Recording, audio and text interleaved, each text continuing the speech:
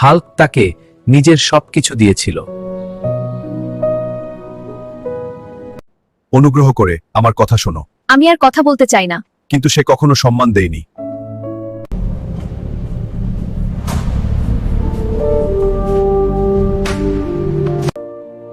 এই কষ্ট তাকে ভেঙে দিয়েছিল।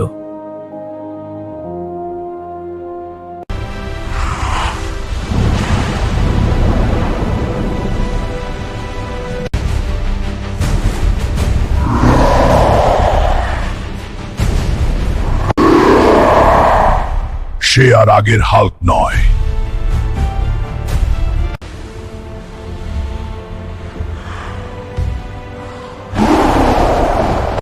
আজ সেই মানুষটাই তাকে চেনে না।